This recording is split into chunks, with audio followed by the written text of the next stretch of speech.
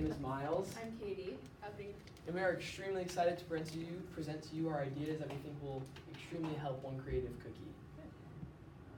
First of all, I'm gonna take you through the layout of our presentation. So we're gonna start by telling you about our solutions about how to find getting part-time help, adding things to your website that could make it more accessible, saving money on dry ingredients and pre-sorting, as well as expanding your market, especially by using the UVA license. So after meeting with you, the first thing that we took away is clearly you love baking. So what we wanted to do was try to eliminate the amount of time where you're away from that baking and in the kitchen. So, and that when we took from that was basically the communication with over the computer with your clients. So we thought a great idea for that was a virtual assistant. And after doing a lot of research, we actually found that a virtual assistant is not actually worth your money, and let me explain why. Okay. So one of the cheapest options for a monthly plan of a virtual assistant that we could find is $125 a month. That still had all the necessary features without losing any quality. And based off the numbers you gave us, the amount that you charge for a cookie and the amount of time, you're essentially paying yourself $30 an hour. So on the communication, you're spending roughly $30 for the amount of communication. So in order to essentially achieve and get the amount that of $125, you would have 5 orders of 12 dozen of a dozen cookies in order to pay back the virtual assistant. Yeah. And then and even then it's $150. So you would essentially be saving $25 if you achieve that more than 5 orders until you see what the virtual assistant is doing for you.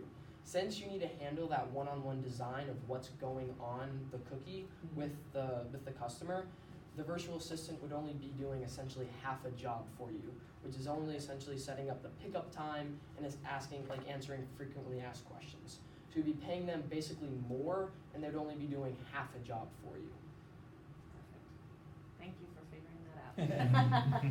So our solution to the virtual assistant not quite working out like we wanted it to was to have some in-house help, because one thing that we took away from our first conversation with you was that having somebody to do the more nitty-gritty, separating ingredients, making the dough, because the dough is something that stays constant, and that's something that anybody could do for you.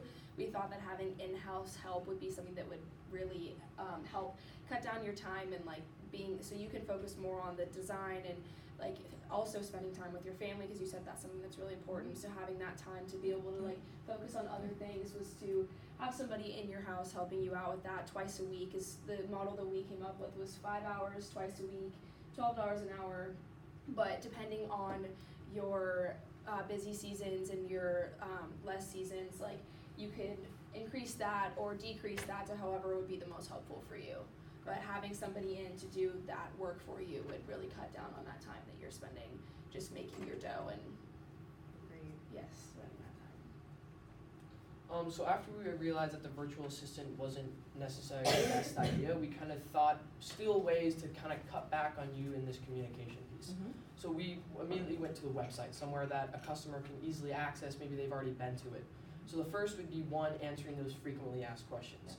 Because as you said, they're pointless, it just takes up your time, something that's not necessary.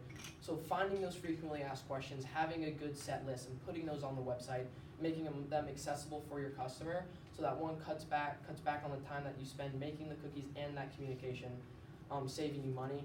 And then also a survey to maybe see what that you can put on the website to see one, how satisfied the customers are, to see if they're gonna come back, if they're gonna share it with friends.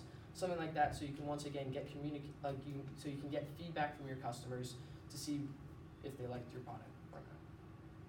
And even past your website, having that in-house assistant or whoever helping you with your social media presence, because I know you said that's one thing that you aren't great with, and you don't really have a lot of time to spend on your Instagram or your Facebook. Just having someone who, if you have someone who's younger and really enjoys coming up with ideas for social media or just posting on social media like Instagram or Facebook, having someone to do that just to get your name out there more. Great. And for cheaper ingredients and pre-sorting, first of all, we looked into getting cheaper ingredients from stores in Charlottesville, and primarily for Sam's Club and Walmart. Although we do not suggest for you to switch to Sam's Club because of the $45 membership, and it doesn't quite balance out the cost savings. So we would actually recommend that for especially flour and powdered sugar, you go to Walmart, because on flour, for 50 pounds of flour, you can save $2.64. I'm not sure if that's quite cost effective for you, but you can decide that. But for powdered sugar, you can save upwards of $16 per 7 pounds of powdered sugar,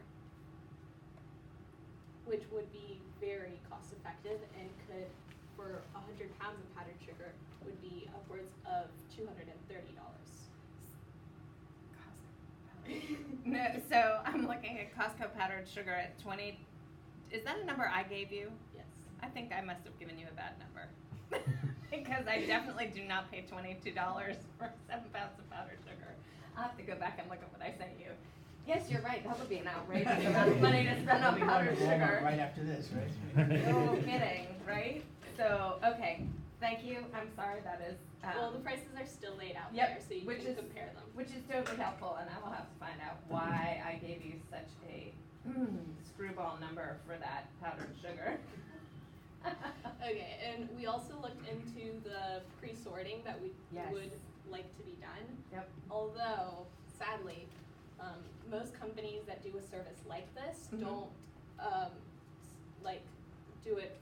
they do it mainly to sell the product. Right.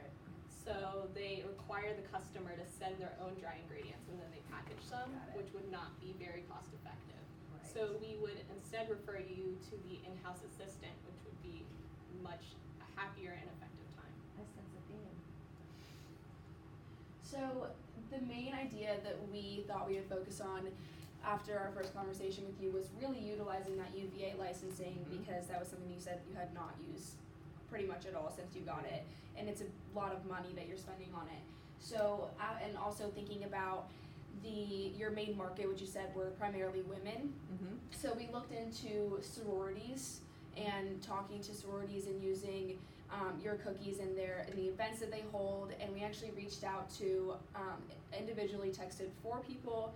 Miles emailed 15. different. I got We didn't contact get a from single Wes. response from anybody except for one.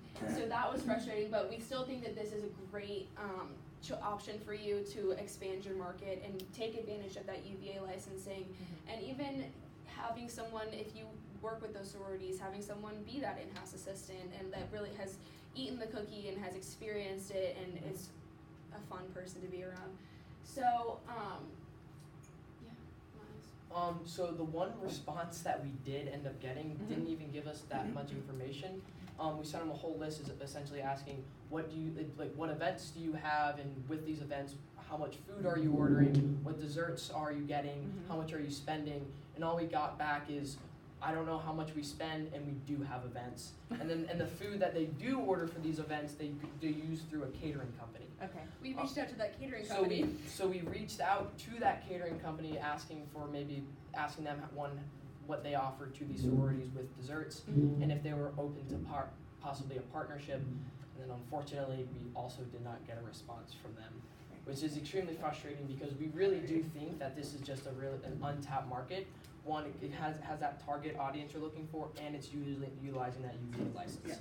So if we do end up getting responses from these people in the coming weeks or months, we'll absolutely let you know if Thank you. people have a good I think response to it's a it. great opportunity to, and one thing that we really focused on with these cookies is that the designs that these sororities would be asking you to make, probably not super difficult because they all have like tri-delta, it's just 3 triangles. So you get into licensing with them. So that's one too. thing that we were thinking about Yep. is like that could be something you could run into. Yep.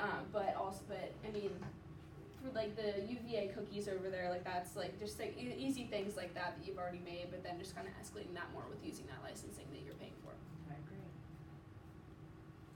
Thank you so much for listening to our presentation. We really enjoyed doing this project. Do you have any more questions?